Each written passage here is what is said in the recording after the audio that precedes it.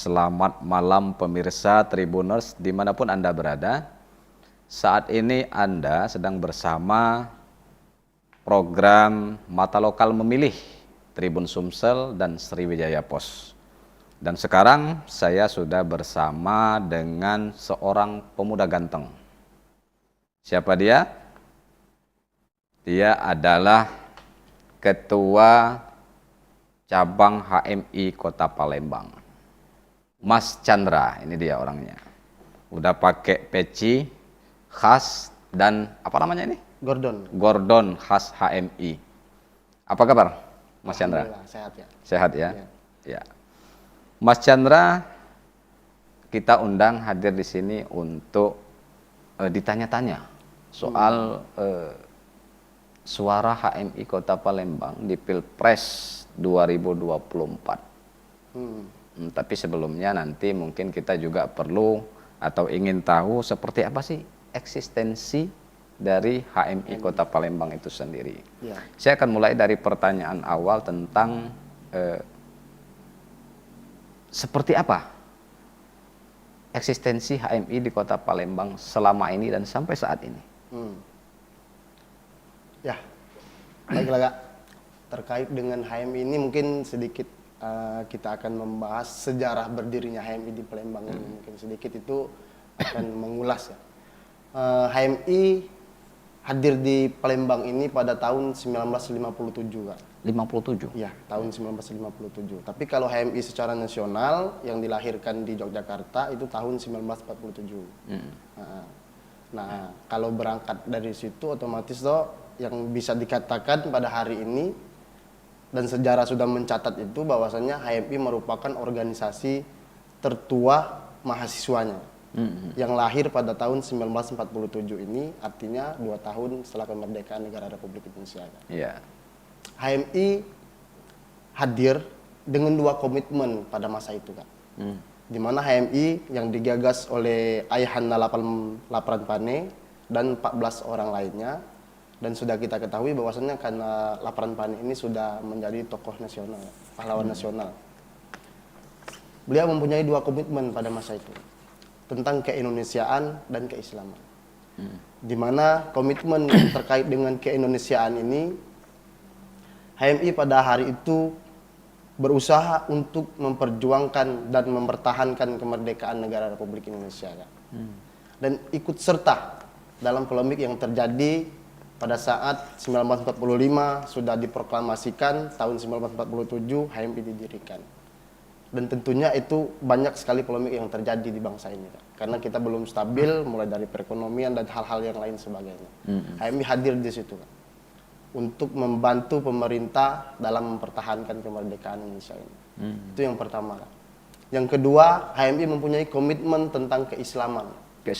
Keislaman, HMI berkomitmen bagaimana pada masa itu agama Islam ini agak sedikit luntur dan kendor. Ya, ajaran-ajaran agak sedikit kurang. Jadi HMI yang digagas oleh Ayahanda Lapran Pane ini berupaya bagaimana mensiarkan Islam ini sampai ke pelosok-pelosok. Ya, jadi itu sedikit mengenai sejarah berdirinya HMI yang digagas itu. Kalau mau secara panjang, HMI ini sampai hari ini masih tetap eksistensi ya. Kita langsung saja berangkat ke Palembang. Di Palembang yang digagas oleh Kanda Rusdi Kosim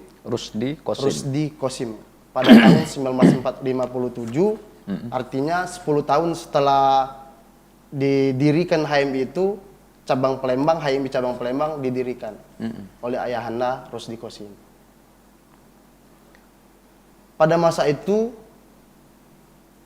ada 2 orang tokoh yang merupakan penggagas dari HMI pusat, yang di Palembang. Yang di Palembang. Asli orang Palembang dan sekarang dimakamkan di Tanjung Atap.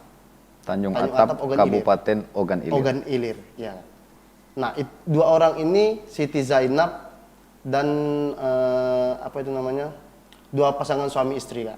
Oh, dia pasangan Pasangan suami istri merupakan salah satu penggagas dari 14 orang yang menggagas HMI pada tahun 1947 itu. Nah, bersama Ayahanda Lapran Pani. Dua orang ini merupakan putra daerah dari Sumatera Selatan. HMI cabang Palembang salah satu cabang yang tertua, khususnya di Sumsel. Di Sumsel. Di Sumsel ini cabang yang tertua. Jadi di Sumsel ini ada 5 cabang. Ya, ada 5 cabang di Palembang, Oku Timur, Oku, Pagar Alam, dan Lubuk Linggau. Nah, tapi kalau untuk di Sumsel, ini sedikit berbicara bagaimana struktural ke atas dari HMI ini, Kak. Ke atas sampai ke bawah strukturalnya itu ada yang namanya komisariat, Kak. Komisariat. Ya, komisariat ini di tingkatan fakultas kalau HMI-nya. Di tingkat fakultas, dari dalam setiap universitas itu ada fakultasnya. Jika memungkinkan dengan syarat-syarat tertentu yang sudah diatur dalam konstitusi HMI, untuk melakukan pendirian komisariat itu harus ada 25 kader dalam satu fakultas itu. Contoh, kalau di UIN ada fakultas dakwah dan komunikasi. Jadi syaratnya harus ada 25 orang kader HMI yang masih mahasiswa. Baru bisa pengajuan ke cabang untuk mendirikan komisariat. Nah, itu tataran yang paling rendah, Kak. Kalau jabatan di struktura pemerintahan itu kadesnya. Nah, tapi kalau di HMI itu komisariat. Ya. Nah, yang di atasnya lagi ada korkom, Kak. Dia menaungi di tingkat universitas. Universitas. Ya, kalau di Palembang ada 2, Kak, korkom. 2 korkom Unsri sama korkom UIN. Ya, kalau UIN ini ada 6 komisariat yang ada di UIN. UIN Raden Fatah. UIN Raden Fatah Palembang. Kalau di Unsri ada 5. Karena syarat pendirian korkom ini minimal ada 3 komisariat dalam satu universitas. Atau di satu lingkup. Contohnya di seberang Ulu itu ada Universitas Bina Dharma, PGRI, sama Muhammadiyah. Jika dibutuhkan, korkom bisa didirikan. Oh, gitu. Karena korkom ini merupakan perpanjangan tangan dari cabang untuk mengkoordinir komisariat yang ada di ruang lingkup tersebut, kayak gitu kan. Nah, itulah didirikan korkom. Jika dibutuhkan bisa didirikan korkom. Terus di atasnya lagi ada cabang. Nah, cabang ialah Dinda yang sekarang menjabat sebagai Ketua Umum HMI Cabang Palembang di periode 2023-2024. Nah, untuk masa jabatan tingkatan komisariat, korkom, dan cabang ini 1 tahun, Kak. 1 tahun ya? 1 tahun. Beda halnya dengan Batko. Jadi di atas cabang ada Batko. Tapi kita di Sumsel ini bukan berbicara Sumsel, tapi Sumaksel, Batkonya. Ya. Jadi HMI Batko Sumaksel yang menaungi 4 provinsi.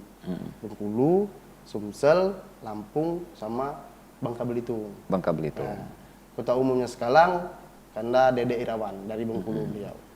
Dia jabatannya 2 tahun, Kak. 2022 sampai 2000. Kalau cabang 1 tahun ke bawah ya. Kalau Batko 2 tahun. Nah, itu perbedaannya. Nah, tugas Batko ini hampir sama kayak tugas korkom, Kak. Jadi dia perpanjangan tangan dari PB. Untuk mengakomodir apa yang ada di cabang-cabang yang di bawah naungannya, itu, Kak. Nah, ke atasnya lagi ada PB. Itu. Oke. Nah, untuk di cabang Palembang tersendiri, sekarang kita sudah mempunyai 29 komisariat, Kak. 29 komisariat Ya. tersebar di beberapa kampus. Di 8 kabupaten kota. 8 kabupaten kota. Iya. Di Palembang, OI, Oki, Prabu Muli, Muara Enim, Pali, Banyuasin, sama Musi Banyuasin. Jadi ada 8 kabupaten kota yang dinaungi oleh HMI Cabang Palembang. Di situ ada terdiri komisariat, Kak. Nah, untuk di daerah ini satu komisariat. Tapi di Prabu sudah ada 2, Kak. Di Prabu Muli. Ya, di Prabu Muli sudah ada 2 komisariat, Muara Enim ada 1, tapi Pali belum karena Pali masih gabungan sama Muara Enim. Dari sekian lama kemudian HMI Cabang Palembang berdiri dan banyak juga komisariat yang sudah ada di Sumsel. Artinya masa HMI ini udah banyak sekali ya? Ya. Ada angkanya? Kalau sekarang kita memang lagi proses untuk perapian database, Kak. Nah, jadi kemarin itu dari setiap komisariat itu mengumpulkan database, di mana kalau target Dinda sekarang ini kan sebagai ketum ini mempunyai visi dengan 2 hal, Kak. 2 hal yang akan saya lakukan untuk memperbaiki internal dan eksternal HMI. Di mana di internal HMI ini kita memperbaiki infrastruktur yang ada supaya teman-teman dari komisi-komisioner ini bisa luas untuk bergerak, berdiskusi. Bagaimana kita sebagai cabang bisa mampu untuk memfasilitasi apa yang menjadi kebutuhan dari kader-kader yang ada di komisariat itu kan. Jadi kita harus ciptakan dulu ruang lingkup yang memang dibutuhkan oleh pemuda-pemuda pada masa ini. Nah jadi saya berupaya untuk itu membenahi. Ya sekarang lagi proses database ya. Iya. Kan? Tapi kalau kita bicara perkiraan saja kira-kira. Kalau untuk sekarang ada 8.231 yang kader aktif Pak. 231 kader aktif. 8.231 kader aktif. Ya. Yang dimaksud aktif? Nah ini Kak, jadi yang terhitung masih sebagai anggota aktif kader HMI itu, dia yang menyelesaikan proses perkuliahannya 2 tahun Kak. Jadi contoh, Chandra lulus di tahun 2021, bulan 2. Jadi 2023 bulan 2 ini sudah habis masa keanggotaan Chandra sebagai kader HMI Kak. Itulah yang namanya alumni. Alumni. Sudah jadi alumni. Dan alumni ini ada organisasi tersendiri Kak. Ada yang namanya KAHMI. Kop Alumni Himpunan Mahasiswa Islam. Jadi alumni-alumni ini diakomodir oleh KAHMI. Nah untuk memfasilitasi apa yang menjadi kebutuhan dari kader-kader HMI yang masih aktif seperti Dina sebagai pengurus cabang ini Kak. Nah untuk di tataran KAHMI ini juga ada juga Kak di tingkat daerah, wilayah dan pusat. Untuk di daerah ini Kanda Ismail Sukardi. Beliau merupakan mantan rektor, wakil rektor 1. Ismail Sukardi, Pak dosen ya, di UIN Raden Patah Palembang. Oke. Kalau ketua MW KAHMI-nya karena Jonci Muhammad, Bupati Empat Lawang. Kalau presidium MN KAHMI itu Bang Doli. Bang Doli, beliau merupakan politisi dari Golkar sekarang. Sebutkan beberapa nama tokoh yang bisa jadi alumni HMI atau yang masih sangat aktif bersama kawan-kawan di HMI. Tokoh di Sumsel saja. Tokoh di Sumsel. Beberapa yang Mas Chandra ingat. Kalau untuk tokoh di Sumsel ini, kalau dihitung pakai jari Kak, hampir semua alumni yang Dina pengen silaturahmi, mereka membuka seluas-luasnya untuk bersilaturahmi Kak. Dan alhamdulillah pada hari ini beberapa alumni bukan karena kepentingan menjelang pemilu ini Kak, tapi memang dari sebelum-sebelumnya sudah dekat dengan Dina kan, karena sebelum menjadi ketum ini Dina sebagai pengurus cabang juga di Kabit ya. Untuk yang tokoh-tokoh yang mempunyai nama kayak gitu yang mungkin sudah lumrah populer di lah publik gitu ya. di populer ini ada karena Jonci Muhammad. Jonci Muhammad dan sekarang beliau Bupati Empat Lawang. Ya, itu salah satu senior yang menjadi tokoh lah yang ada di Sumsel ini kan. Dan untuk itu yang dari politisinya Kak. Ada juga yang dari akademisi karena Sirozi kemarin rektor UIN, Anis. Pak Sirozi mantan rektor. Mantan rektor. Anis Sagap itu alumni juga, alumni rektor Unsri. Nah untuk yang di akademisi. Kalau di bidang usaha banyak Kak. Banyak juga ya. Ada karena Kodri. Ya kalau di APH. Aparat penegak hukum. Ada Jo Martin. Jo Martin karena Sigit Muhaimin, beliau merupakan advokat yang ada di Sumsel ini yang tokoh-tokoh. Banyak lah ya. Ya, tokoh-tokoh Sumsel yang memang identik atau kental dengan HMI gitu ya. Jadi ketika dipanggil untuk mengisi materi, berkontribusi untuk HMI, mereka siap dan siaga kayak gitu kan. Ada, oke.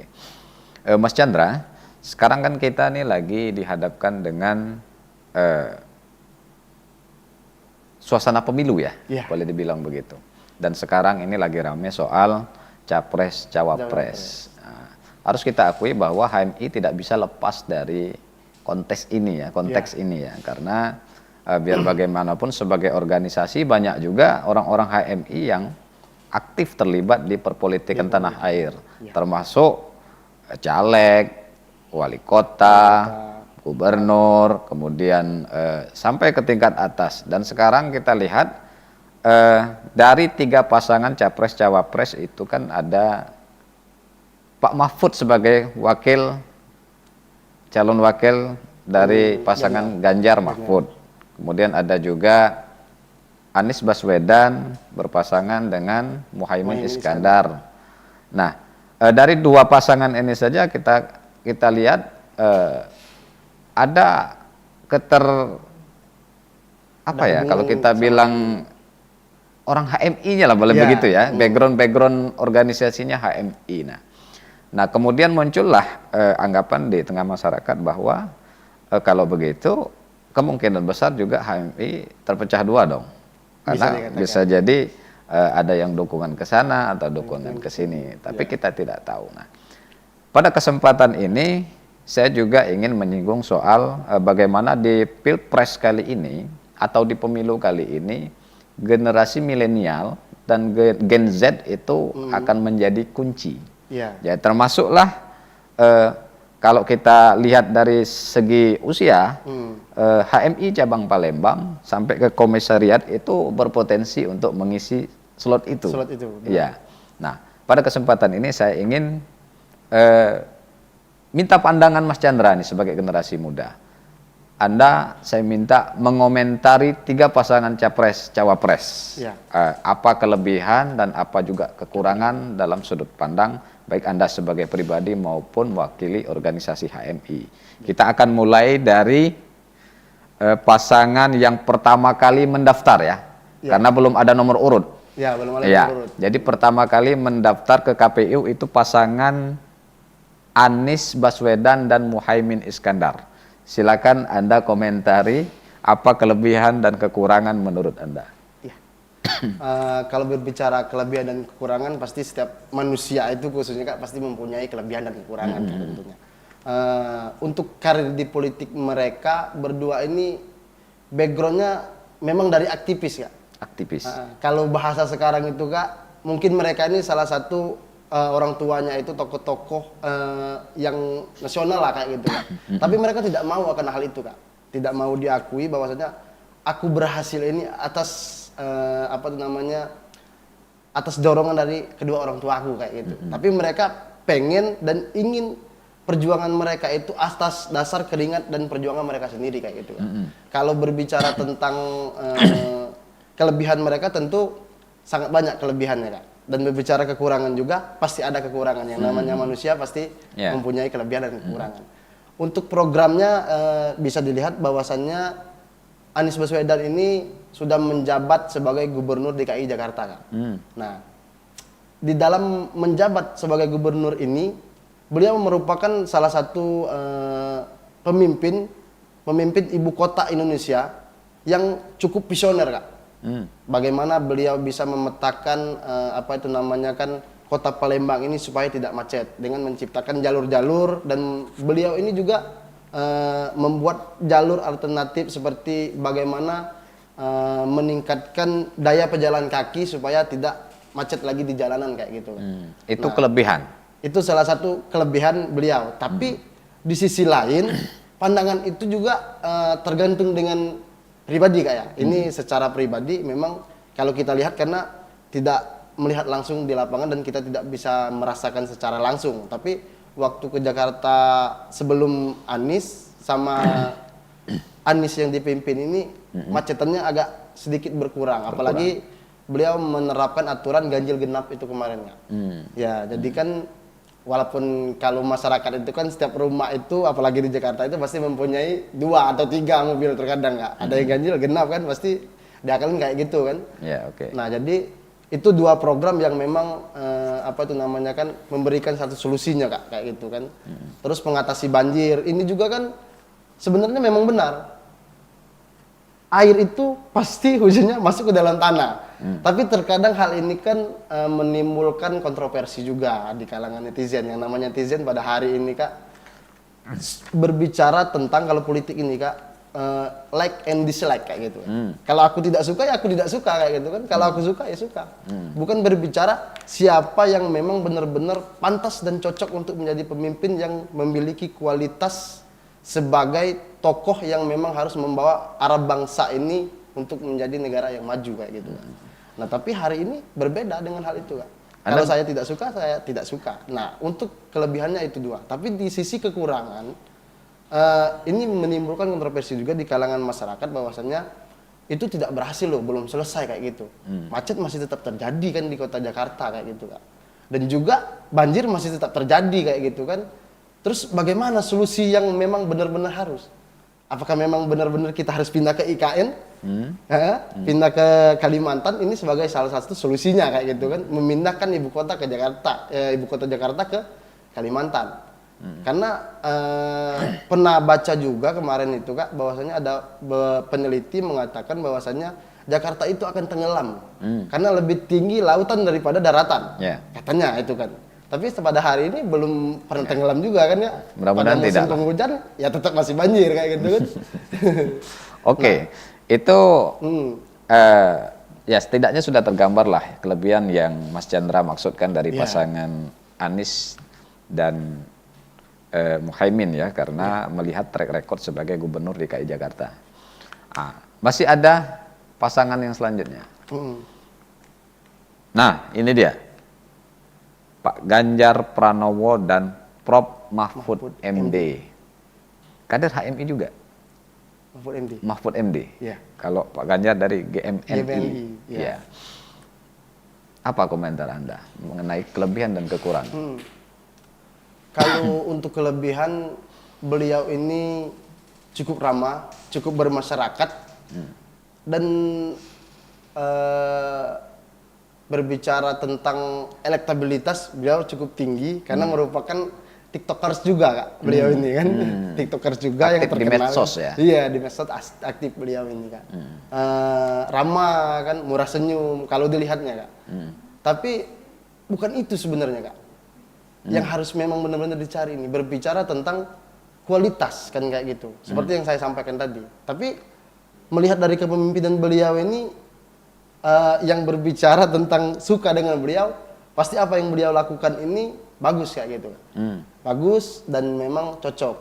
Nah di sisi lain ini berbicara tentang kelemahan, beliau ini kan memang tokoh yang baru Kak, tapi dari partai yang incumbent. Kemarin itu sempat melakukan, ada beberapa kader yang melakukan survei mengatakan bahwasanya dia tidak suka dengan PDI-nya, tapi suka dengan Ganjarnya Kak. Nah ini yang membuat kebingungan masyarakat juga Kak, kayak gitu kan. Tidak suka dengan PDI tapi suka dengan Ganjar kayak gitu kan. Otomatis masih suka kayak gitu kan. Maksudnya ada orang kemudian suka dengan Ganjar meskipun tak suka sama PDI-nya. Gitu. Oke. Ya, jadi ini salah satu ibaratnya itu strategi politik dari incumbent supaya masih bisa untuk menguasai bangsa ini kan. Bisa dikatakan kayak gitu kan. Jadi tapi di situ ada Prof. Mahfud. Iya. Akan jadi seperti apa menurut Anda pasangan ini nanti? Apakah bisa saling melengkapi atau akan bagaimana? Yang pastinya ketika dipasangkan pasti mempunyai plus dan minus kayak gitu. Bagaimana mereka masih bisa untuk saling melengkapi. Prof. Mahfud MD yang kita tahu beliau pernah duduk di legislatif, yudikatif, dan eksekutif. Jadi kalau berbicara tentang pengalaman, beliau ini mungkin sedikit lebih matang. Dengan menguasai di bidang hukumnya dan pernah menjabat sebagai ketua Mahkamah Konstitusi, beliau pernah menindak apa itu namanya kan, dan memberikan solusi hukum kepada masyarakat yang memang membutuhkan. Beliau bertindak tegas akan hal itu kan. Dan sekarang disebut, jadi ini bisa dikatakan saling menutupi Kak. Nah, saling menutupi di mana ada program yang kalau saya nilai sih, mohon maaf ini Kak, bukan menilai ini kan. Saya belum baca program unggulan dari Pak Ganjar kayak gitu Kak. Sekarang belum. Program kerjanya belum, tapi bukan kerja waktu dia menjadi gubernur. Oke, baik. Tapi kan kalau ada catatan khusus yang memang menjadi kekurangan mereka itu, ya pasti ada Kak. Contoh ada PT Semen yang di daerah itu kan belum tuntas. Begitu juga pernyataan dari Prof. Mahfud MD kemarin akan apa itu namanya melakukan perubahan untuk melakukan tindakan hukum ini kan Kak. Sedangkan beliau ini merupakan Menko Polhukam. Terus kenapa tidak diterapkan pada masa jabatan itu? Kenapa harus menjadi wakil presiden baru ingin diterapkan kayak gitu kan? Ini menjadi pandangan masyarakat itu bertanya-tanya kayak gitu. Ini menjadi kelemahan beliau kalau saya pikir itu. Tapi kalau kualitas mereka berdua ini tentu mempunyai kualitas yang lebih lah di antara masyarakat yang ada kan. Karena untuk memimpin bangsa ini tentu merupakan orang-orang terpilih kayak gitu kan. Baik. Kita ke pasangan berikutnya. Nah, ini dia. Ini foto diambil ketika Prabowo Gibran melakukan tes kesehatan. Ya. Anda bisa lihat di kaca, di layar kaca itu bahwa pasangan yang terakhir baru-baru ini mendaftar Prabowo dan Gibran. Wali Kota Surakarta, Solo. Silakan. Jadi kalau berbicara dengan satu tokoh ini yang kelima, keempat kan? Ya. 2 wapres, 2 kali capres. Nah, kalau berbicara tentang militan beliau ini, semangat yang tidak pernah gugur kalau saya pandang. Semangat gitu ya? Semangat yang tidak pernah gugur, terus ingin melakukan perubahan dan perbaikan untuk bangsa ini. Tetapi dengan usia yang segitu, kalau saya pikir ya harus menikmati hidup lah Kak. Entah ada visi atau bagaimana kan.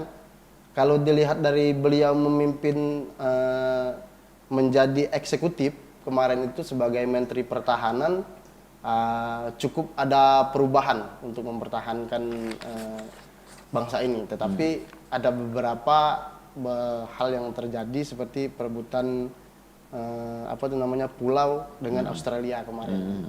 Tapi ini belum tuntas juga kayaknya Kak. Gitu ya. Ya mungkin nunggu jadi presiden. Ya nunggu jadi presiden kayaknya. Mempunyai kebijakan penuh kayak gitu. Mungkin itu sih keunggulannya, semangat dengan untuk terus background berjuang. Militernya. Ya, dengan background militer. Kalau di kalangan militer, beliau ini merupakan orang yang menjadi patron berpikir lah kayak gitu. Gagal, coba lagi. Coba lagi. Ini patut dicontoh. Bahkan beliau pernah bilang, saya mewakafkan sisa hidup saya untuk bangsa Indonesia. Ya. Nah, itu salah satunya. Tapi belakangan rame juga loh dengan wakilnya. Iya. Calon wakilnya, Mas Gibran. Anda punya pandangan soal itu? Sedikit dramatis, drama. Penentuan beliau sebagai wapres ini agak sedikit alot. Pada saat deklarasi sambutan pertama kali beliau pada saat wapres, yang ketika sebelum dipilih sebagai wapres bacawa pres ini, beliau ini kalau ditanyain nggak tahu, nggak bisa. Tunggu waktunya saja. Tapi ada sedikit yang menggugah sedikit melek lah masyarakat itu melihatnya, bahwasanya pada saat beliau ini deklarasikan diri sebagai bakal calon wakil presiden itu dengan ada beberapa program yang menjadi unggulan, yang tentunya kita tahu bangsa Indonesia ini kan Kak dipimpin oleh presidensial.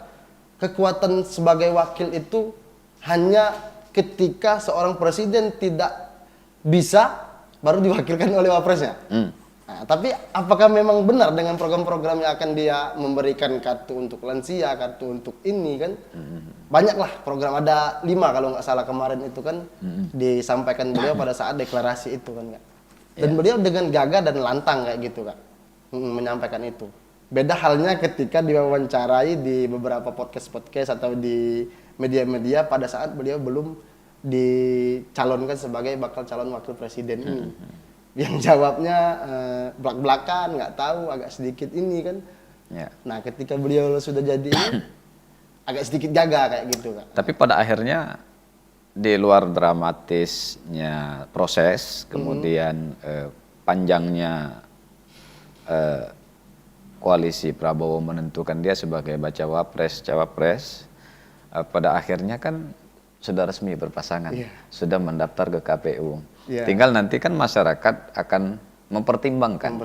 Nah, Anda sebagai orang yang mungkin seusia atau lebih muda di bawahnya, lebih muda di bawahnya kan punya pandangan tertentu untuk kemudian menganalisis pendapat orang bahwa apakah sudah layak orang muda ini berada di posisi itu.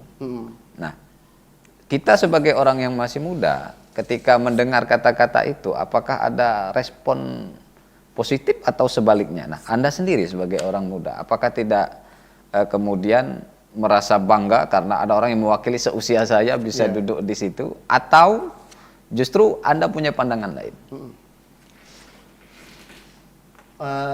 Untuk menanggapi hal ini, Kak, mohon maaf ini, Kak, kalau Presiden Joko Widodo itu bukan bapaknya, saya mengapresiasi yang sebesar-besarnya beliau bisa mencalonkan diri sebagai bakal calon wakil presiden. Kalau Bapak Jokowi bukan bapaknya, ini kan berbicara bapaknya sudah ada di situ. Jadi kan untuk mencalonkan anaknya itu, yang namanya kalau sekarang ini kan politik dinasti lah, Kak. Ini sebenarnya bukan isu sih. Bahkan di tingkat daerah-daerah pun, ya politik dinasti ini diterapkan. Kita lihat aja gubernur sekarang kan, anak, bibi, cucu. Kalau cucunya lagi bisa calon, dicalonkan itu, Kak. Kalau berbicara tentang politik dinasti, tapi kan yang namanya kita manusia, Kak, harus ada meninggalkan legacy lah, Kak, warisan. Ketika aku selesai menjabat nih, harus ada orang yang ngikuti arah perjuangan aku, jangan sampai hilang perjuangan sebagai pemimpin bangsa ini. Jadi beliau ya kalau bisa dikatakan ada nafsu untuk meninggalkan warisan juga, pasti setiap manusia ingin kayak gitu, Kak. SBY selesai beliau jadi presiden 2 periode masih mendorong AHY untuk mencalonkan sebagai cawapres kan. Itu naluri manusia. Iya, kalau di manusia kayak gitu kan. Nah, beliau ini kalau merepresentatifkan dari golongan pemuda pasti mewakili, karena dari tiga kandidat ini beliau yang paling muda. Paling muda. Iya. Tapi kalau berbicara pemuda bakal milih beliau, itu belum tentu, Kak. Tergantung dengan pilihan. Karena pada hari ini bagaimana ini peran kita khususnya HMI sebagai kontrol sosial, agent of change, iron stock. Kita harus membuka pola pikir masyarakat itu. Bagaimana masyarakat itu bisa melek terhadap politik ini. Bahwasannya kita bukan berbicara lagi politik ini like and dislike ini, tapi quality. Bagaimana kita bisa melihat seorang pemimpin bangsa ini mempunyai kualitas yang memang bisa memperjuangkan hak-hak rakyat kayak gitu. Artinya tidak melihat usia, tidak melihat tampangnya, sukunya dari mana, background organisasinya apa, tapi kualitas orangnya. Kualitas orangnya. Ini yang harus menjadi PR besar kita, khususnya HMI ini. Karena kita di HMI ini mempunyai program HMI Gaspol, berbicara tentang gagasan politik. Gagasan politik. Ya, ini kita laksanakan 2 bulan 1 kali, Kak. Kemarin kita sudah mengundang bakal calon gubernur pada saat awal pelantikan Dinda. Kemarin juga sudah yang kedua, itu Gaspol Jilid 2, mengundang bakal calon wali kota. Berbicara tentang gagasan mereka kayak gitu, Kak. Nah, berbicara tentang ini, target kita bagaimana kita bisa mencerdaskan masyarakat ini supaya mereka bisa melek. Tapi yang sangat disayangkan, Kak, bagaimana masyarakat ini bisa melek terhadap politik, Kak. Sedangkan setiap hari masyarakat ini selalu mengeluhkan ini. Perut. Kalau anaknya menangis, kurang susu, nggak mungkin kan kalau orang tua yang waras masih lihat HP. Pasti bekerja di luar, Kak. Bagaimana kita ingin melihat pemimpin yang berkualitas? Kita hari ini mencari makan untuk esok. Nah, ini yang harus dipikirkan oleh pemimpin bangsa ini. Bukan berbicara tentang ini bakal ini. Toh, aku sudah melihat, Kak. Dari 3 kandidat ini, permasalahannya bisa dikatakan hampir sama, Kak. Permasalahannya. Berbicara tentang harga kebutuhan pokok, pangan. Biaya kesehatan yang terjangkau. Biaya pendidikan yang terjangkau dan berkualitas. Dan menciptakan lapangan pekerjaan. Ini kalau disimpulkan ada 4. Jadi ada 3 kandidat ini. Yang pertama itu Ganjar dan Pak Mahfud. Dia mempunyai 6 transformasi dan 6 pilar strategis. Pak Prabowo dan Gibran 17 program prioritas. Dengan tagline transformasi bangsa menuju Indonesia Emas 2045. Anies Baswedan untuk perubahan. Permasalahannya sama, kalau saya baca di sini kan. Kalau saya tonton juga. Inilah permasalahannya. Kenapa hal ini belum terselesaikan? Sedangkan hampir 80 tahun kita ini merdeka. permasalahan ini belum terselesaikan. Kayak gitu kan. Nah, jadi apa sih problem kita ini kan? Bahkan Pak Mahfud pernah bilang kalau bangsa ini sudah sudah terjarah. Terjarah. Iya. Dia pernah bilang di ILC kemarin itu, pernah tonton. Kita nggak bisa lepas dari hal itu kan. Siapapun menjadi pemimpin pasti ada andilnya ya negara-negara adidaya. Berbicara Amerika dan China. Karena inilah pemasok ekonomi. Tapi bukan berarti kemudian kita tidak optimis untuk bisa lepas dari persoalan itu ya. Kalau sejauh ini sih Kak, 7 presiden masih berbicara tentang harga pokok, bahan pokok, berbicara tentang kesehatan dan pendidikan, berbicara tentang lapangan pekerjaan, otomatis belum terselesaikan. 7 presiden yang telah memimpin bangsa ini berarti ya. Jadi sebenarnya ada hal yang sedikit lucu juga Kak, kita khususnya di HMP ini. Tiap kali presiden mau hadir, kita masukkan surat aksi, demo, tidak setuju, menolak, tidak sepakat. Dari pihak kepolisian bilang, Dek, nak siapa pemimpin kamu nih, tidak seneng loh katanya. Bahasa Palembang juga. Ya kenapa kita tidak senang kan? Karena belum ada ibaratnya tuh, dari bisa dipresentasikan Kak. Dari 100% itu, 70% masyarakat yang merasa puas dengan pola kepemimpinan dari presiden. Otomatis ada apa kayak gitu Kak? Berarti kan belum ada proses yang terselesaikan. Jadi ya kita HMI sebagai kontrol sosial kita harus bergerak. Siapapun presiden ketika tidak menguntungkan untuk masyarakat ya kita tolak. Jadi kemarin Presiden Jokowi hadir ke Palembang. Iya. Saya lihat di medsos ada selebaran atau flyer bahwa HMI cabang Palembang menolak kehadiran presiden. Iya. Sekaligus saya ingin konfirmasi apakah itu betul? Iya. Tapi tidak ada aksi ya? Iya. Cuma Kita sekadar aksi di media sosial. media sosial. Iya. Artinya itu memang betul ya? Betul. HMI cabang Kota Palembang, menolak kehadiran presiden. Ya. Oke, sampai di sini setelah Anda menjelaskan beberapa tentang pendapat Anda tentang pasangan calon. Ya. Lantas pertanyaannya kemudian adalah kriteria pemimpin atau pasangan calon seperti apa yang diharapkan HMI khususnya untuk terpilih di 2024? Iya.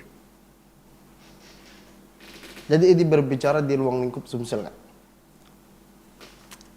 Nggak apa-apa kan Kak? Boleh. Saya berbicara ini untuk kepentingan masyarakat Sumsel. Sumsel ini merupakan daerah yang 4 terkaya. Ya, terkaya penghasilan sumber dayanya. Bahkan di Kabupaten Musi Banyu Asin itu, karena gasnya bisa menghidupkan 2 negara, Malaysia dan Singapura. Tetapi tingkat kriminalitas masih tinggi di beberapa daerah. Harga bahan pokok masih tinggi. Sedangkan pendapatan per kapita masyarakat yang ada di Sumsel ini masih sektor pertanian. Berarti belum industri Kak. Berarti masih tergolong daerah berkembang. Nah,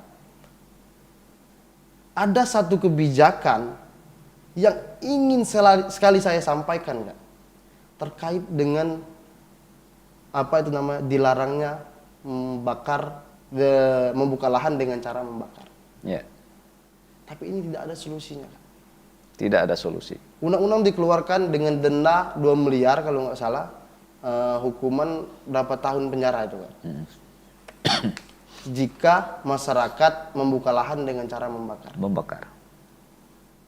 Karhutla dari 27 Agustus kalau nggak salah sampai hari ini pagi tadi masih Kak. Masih kabut asap, masih. Bahkan pagi ini sangat pekat. Pagi ini sangat pekat. Nah, kita berbicara tentang hal ini. Ada 2 hal yang Kak, yang harus diselesaikan oleh pemerintah ini Kak. Ini memang kalau berbicara kebakaran ini bukan bencana alam sih Kak, kalau saya katakan. Alamnya dibencanakan. Alam yang dibencanakan. Alam yang dibencanakan. Jadi memang dirancang. Iya, kayak gitu Kak. Bisa dikatakan kayak gitu. Karena ya kalau bisa dikatakan juga ini kan harapan dari beberapa orang yang mempunyai kepentingan di sini. Kalau nggak salah saya baca di berita dari 2015 sampai 2022 kemarin itu hampir 1,5 juta hektar lahan yang terbakar. Dan ini sudah menjadi budaya tahunan. Nah, menjadi budaya tahunan seolah-olah ini diharapkan kayak gitu Kak. Ini kan proses penyusunan anggaran Kak, untuk 2024. Untuk pencegahan karhutlah dianggarkan. Saya sempat baca di Muara Enim itu Polresnya mendapatkan anggaran untuk pencegahan karhutlah ini 10 miliar. 10 miliar. Iya. Dan proses untuk apa itu namanya mengatasi kebakaran kemarin, Polda itu mendapatkan anggaran 30 miliar. Karena gubernur pernah bilang 1 jam helikopter untuk pemadaman itu 60 juta menghabiskan anggarannya. 1 jam. Ini hampir 2 bulan nggak? 2 bulan lebih.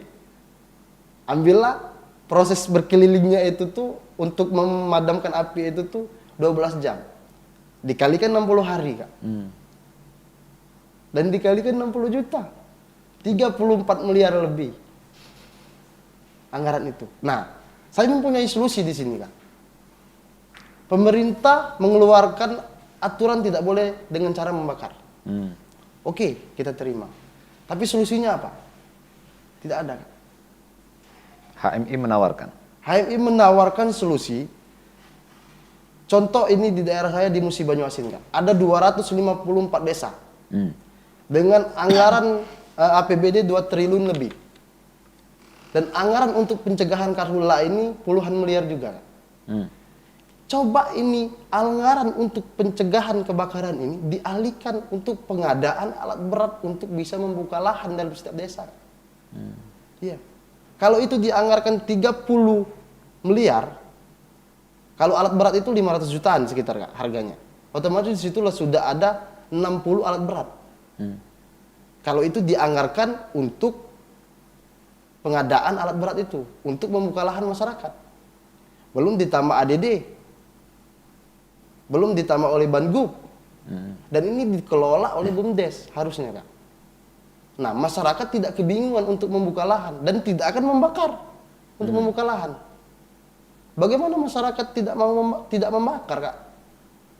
Kalau untuk membuka lahan kita tidak bisa, bagaimana kita ingin melakukan bercocok tanam? Padahal kita area pertanian ya. Tidak ada pertanian. Nah, ini yang harus dipikirkan oleh pemerintah itu. Ketika membuat satu aturan, harus dengan solusi.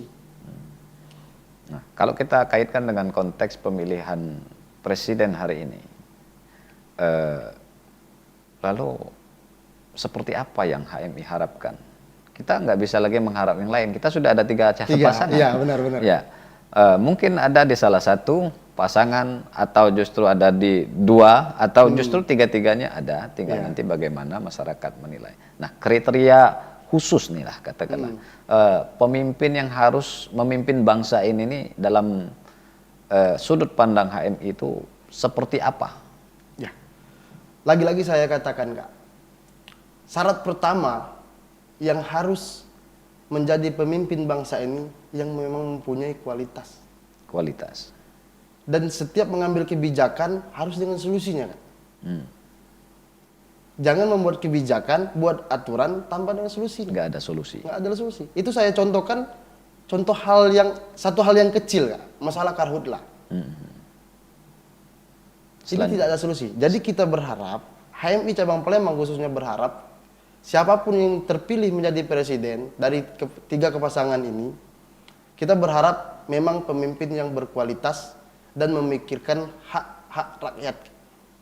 Ya, itu yang harus segera kita capai. Membuat kebijakan disertai dengan solusi. Solusinya.